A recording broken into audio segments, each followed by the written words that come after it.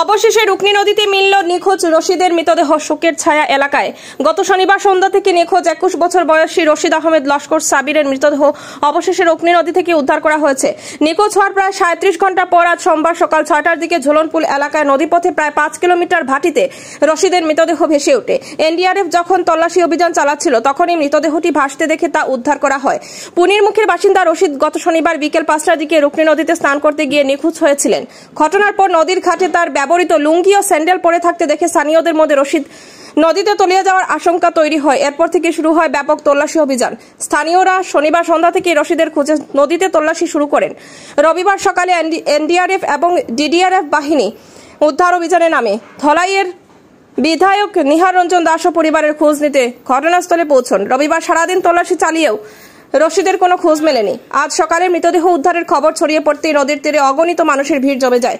পরিবারের সদস্যরা কান্নায় ভেঙে পড়েন। পালংঘাট পুলিশ মৃতদেহ উদ্ধার করে ময়নাতদন্তের জন্য শিলচর মেডিকেল কলেজ হাসপাতালে প্রেরণ করেছে। উল্লেখ্য, রশিদ আহমেদ লস্কর শারীরিক প্রতিবন্ধী ছিলেন এবং সঞ্জয় গান্ধী মেমোরিয়াল এমই স্কুলের 8ম শ্রেণীর ছাত্র ছিলেন। তার এই অকাল মৃত্যুতে গোটা এলাকায় শোকের ছায়া নেমে এসেছে। নিউজ ডেস্ক রিপোর্ট, শিলচর সংবাদ।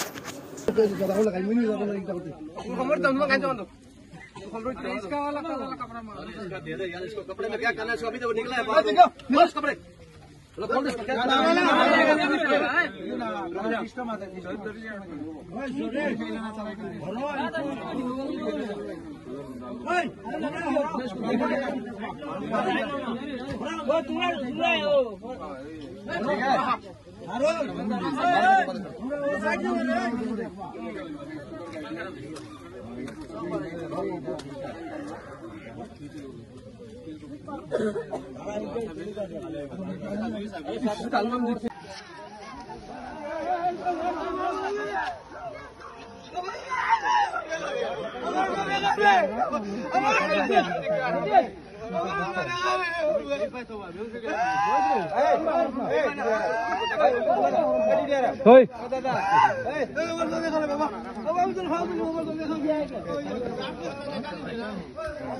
मैं लेके आता हूँ।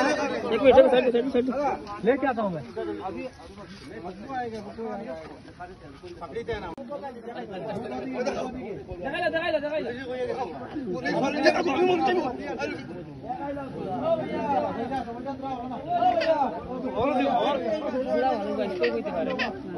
और उसका कपड़ा नहीं है, उसके तन पे कपड़े नहीं है,